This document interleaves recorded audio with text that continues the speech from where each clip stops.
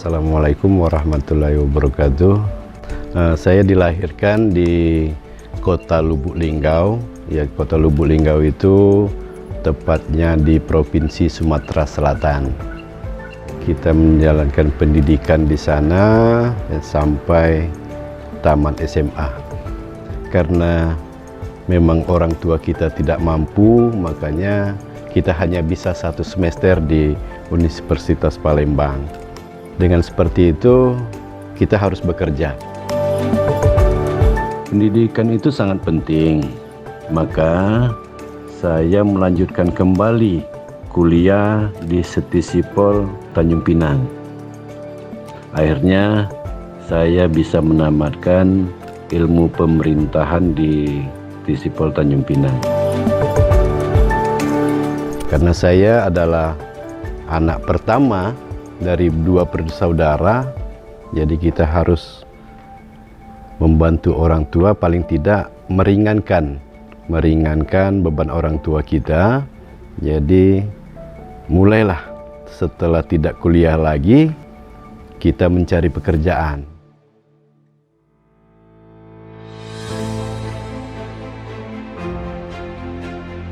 Akhirnya tahun 96 kita tibalah di kota Tanjung Pinang ini.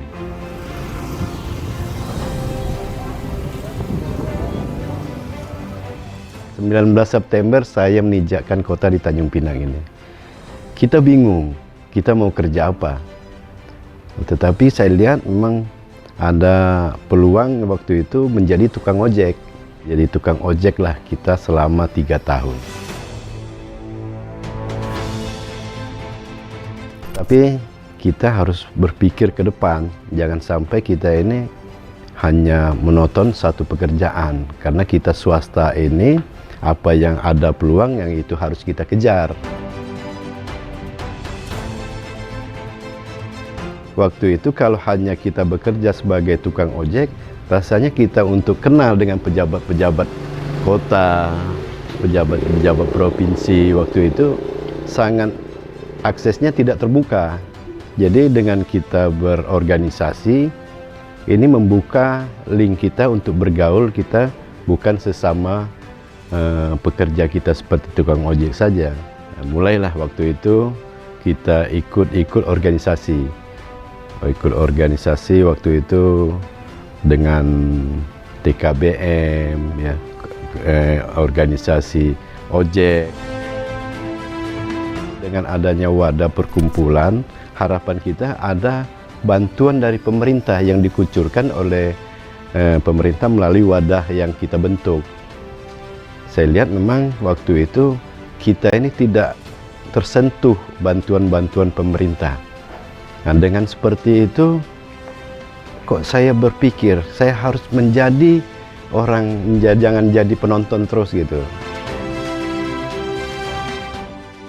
96 saya datang ke Tanjung Pinang, 97 alhamdulillah saya mendapat jodoh.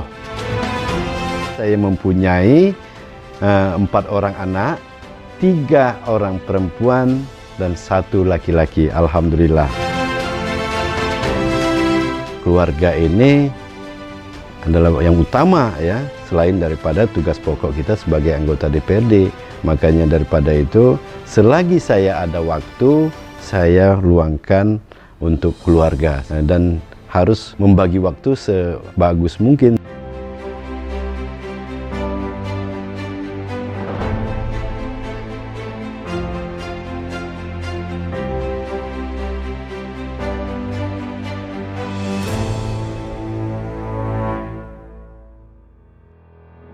Ada teman menawarkan waktu itu Partai Bulan Bintang.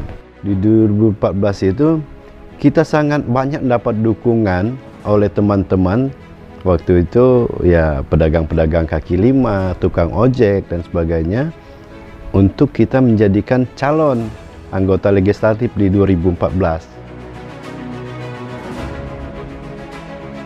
Kita gagal di 2014.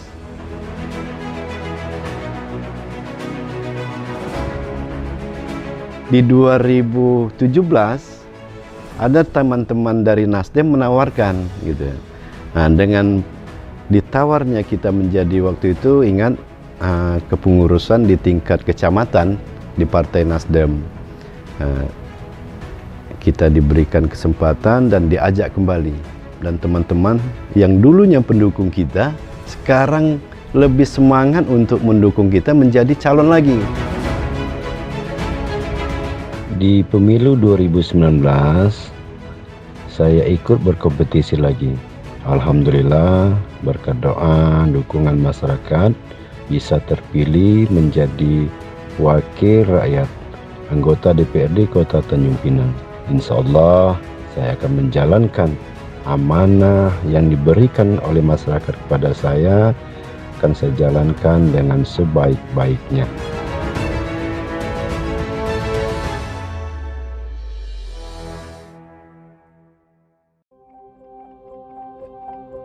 Saya mempunyai inisiatif dan memberitahukan kepada teman-teman, baik ketua RT, baik warga, saya tidak perlu dicari, tapi saya menunggu gitu.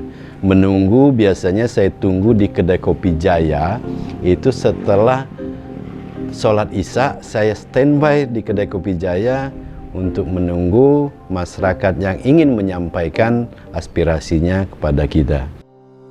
Ada mindset katanya DPRD itu susah dicari, susah ditelepon. Nah, itu yang ingin saya rubah, makanya saya konsisten setiap malam. Selagi saya masih ada di Tanjung Pinang dan tidak ada pekerjaan, saya selalu meluangkan waktu untuk menerima masyarakat di kedai kopi Jaya. Pak Jaya ini memang tak ada berubah sama sekali. Dari dia sebelum menjabat sampai saat ini, ramahnya nggak pernah hilang. Dia ramah sama siapapun kalau saya rasa. Setelah udah duduk begini sama aja, mau duduk di pinggir jalan ngopi gitu. Jadi ya saya lihat kinerjanya ya baik, memperhatikan masyarakat, jalan, seperti musola, seperti penerangan perumahan, ya semua dikerjakan bagus orangnya.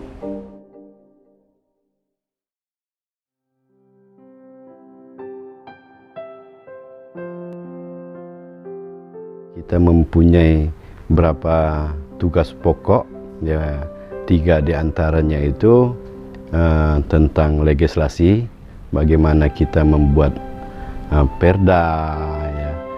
Sudah itu kita ada anggaran, ya bagaimana kita menganggarkan bersama tim TAP di Kota Tanjung Pinang untuk kebutuhan masyarakat, dan juga setelah kita anggarkan, ya tentu kita harus awasi, ya awasi bagaimana anggaran itu berjalan sesuai dengan kebutuhannya. Ada yang harus kita tekankan kepada pemerintah tentang pembangunan Kota Tanjung Pinang, ya. Seperti kami banyak turun ke lapangan, masyarakat membutuhkan pelayanan kesehatan yang maksimal, pendidikan yang sekarang ini masih kurang, ya, ada infrastruktur yang masih belum tersentuh. Itu menjadi fokus kita, menjadi aspirasi yang harus kita perjuangkan.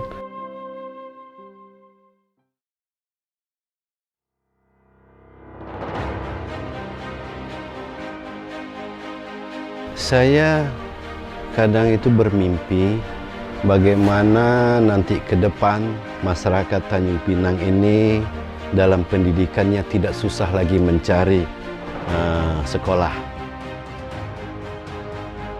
Ini yang harus kita dorong terus, pemerintah, bagaimana untuk membangun, nanti kita bersama-sama tim pemerintah untuk menganggarkan pembangunan SMP di wilayah Tanjung Pinang Timur ini.